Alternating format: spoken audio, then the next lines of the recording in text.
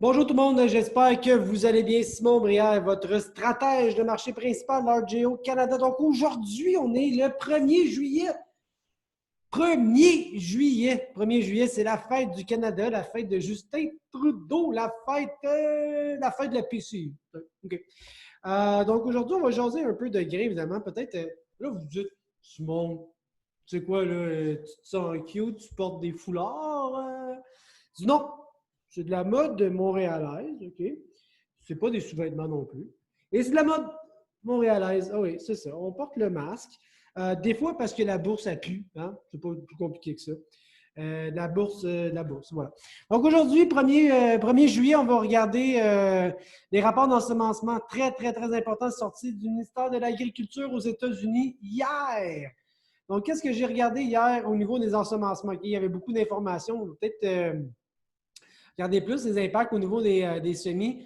Grosse surprise, hein? On s'attendait à, dans le maïs, hein, dans le corn, on s'attendait à environ 95 millions d'acres. C'était moins que ce qui était prévu en mars là, à 97.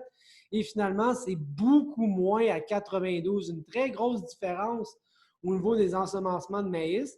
Au niveau du soya, c'était 83,8, quasiment 84 millions d'acres.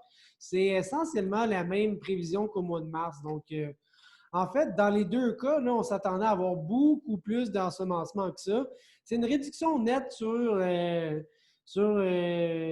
semis au total. Hein? Regardez, je vous ai mis là, ce qu'ils appellent les principal crops, en fait, les plus grandes cultures aux États-Unis.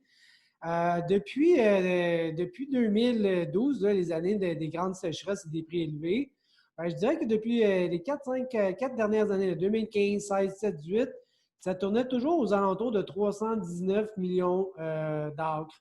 L'année dernière, avec les pluies diluviennes, ça avait baissé beaucoup, mais ça nous a permis de croire que cette année, ça devrait revenir au moins dans des moyennes similaires à cette année. Puis ce n'est pas du tout le cas. Hein?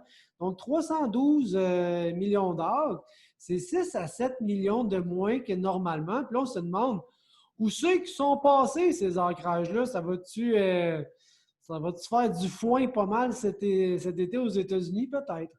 Donc, ça a été une très grande surprise de voir des ancrages aussi faibles, mais que ça suggère qu'il y a vraiment des champs qui vont être laissés à nu en jachère ou en foin ou en d'autres types de cultures.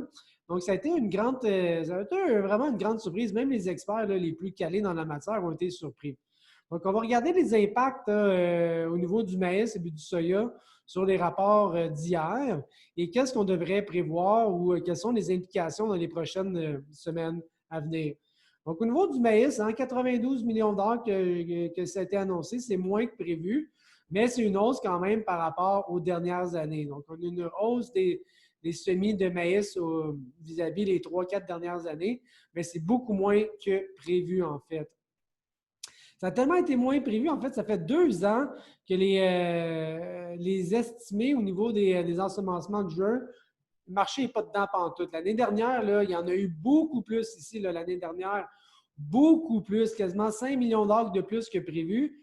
Tandis que cette année, c'est un petit peu plus de 3 millions d'acres que moins. Donc, des énormes variations entre les ensemencements de juin par rapport à ce qui était préalablement attendu. Au niveau de la réaction des marchés, mais ça a été très positif. Hein. Regardez au niveau de l'analyse technique, mais on pourrait regarder ça. Depuis 3 jours, les contrats à terme de maïs sont en nette hausse. Au niveau des contrats de récolte, là, je regarde les corn futures de décembre. C'est une hausse d'au moins 30 cents depuis les 3 dernières séances. L'analyse technique commence à être un peu positive. J'ai presque un croisement de mes moyennes mobiles. Mon MACD va croiser. Mon RSI qui était survendu m'a donné des signaux d'achat. Donc, d'une manière technique, j'ai même dépassé les hauts qu'on n'était pas sûr de dépasser. J'ai une fermeture en hausse. Tout ça est assez positif en termes de prix pour une analyse technique. Mais il n'y a pas juste ça, par exemple, parce que là, quand je reviens plus dans l'analyse fondamentale, c'est là que je trouve que ça se complique un peu. On a beaucoup parlé de la position des spéculateurs, mais on a beaucoup moins parlé de la production des commerçants, qui en fait la position des cultivateurs. Hein, parce que quand un cultivateur vend un centre de grains, bien, le centre de grains, lui, va revendre à la bourse ici sous le CBOT.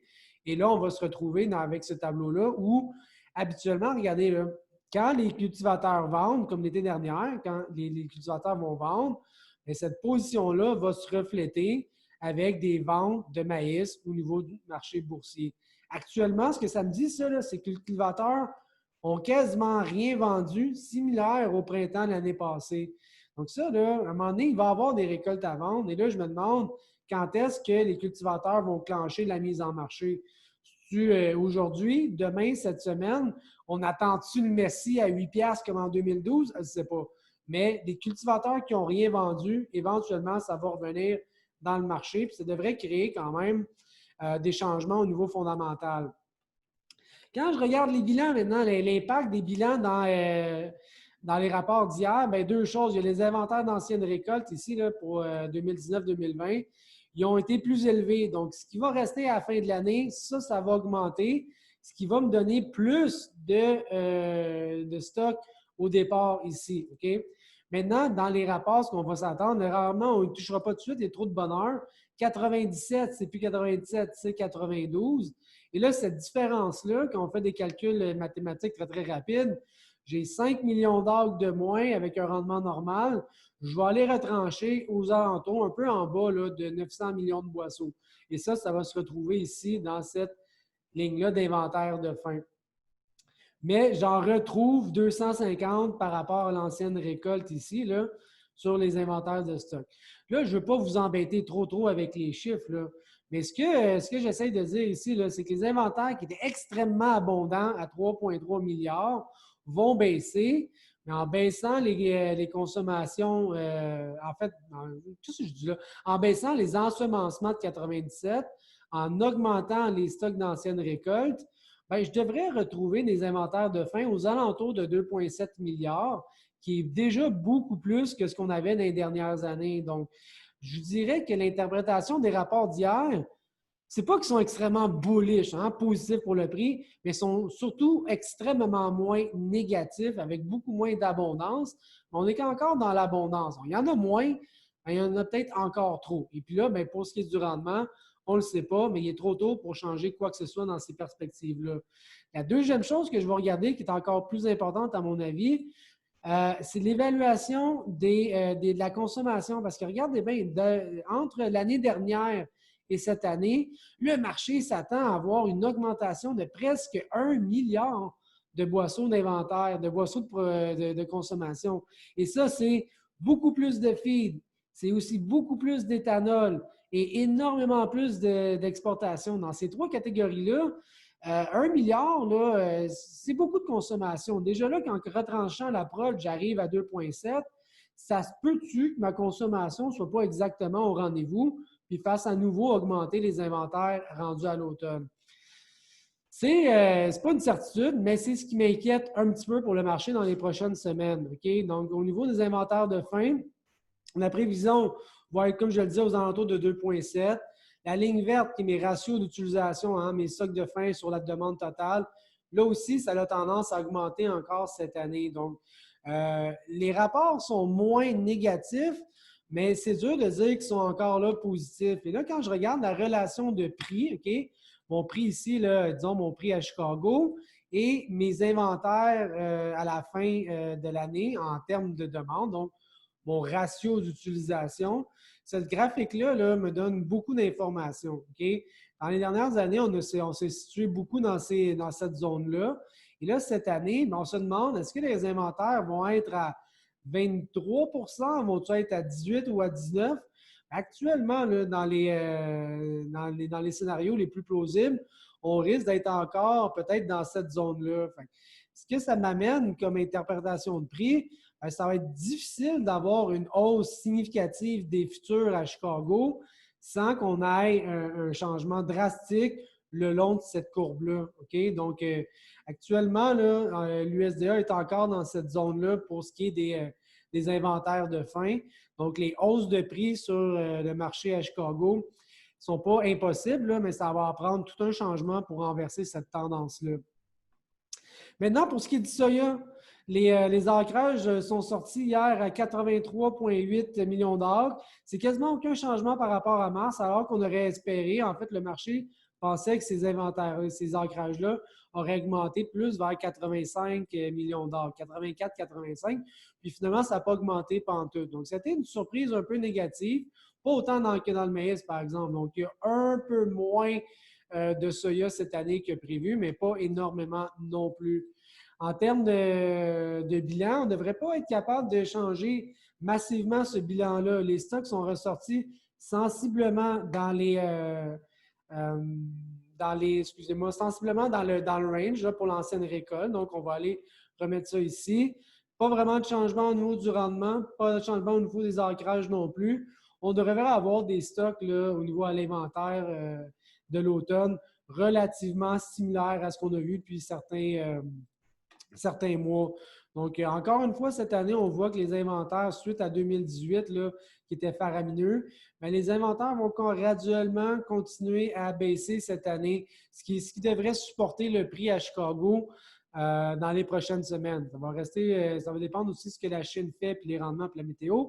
Mais pour l'instant, les bilans offre-demande sont un petit peu plus constructifs. Pour ce qui est de l'analyse technique, mais un peu comme dans le maïs, on avait des résistances de prix au niveau de 8,87, 8,84. Puis là, mais aujourd'hui, hier, on est passé à travers ces niveaux-là. Donc, c'est intéressant. Ça veut dire que mon MACD, mes moyennes mobiles et mon RSI m'ont toutes donné quand même des signaux d'achat récemment. Aussi, au niveau des résistances, c'est permis de croire que sur l'analyse technique, ce n'est pas fondamental, mais l'analyse technique est un petit peu plus constructive pour une hausse de prix dans les semaines ou dans les journées à venir.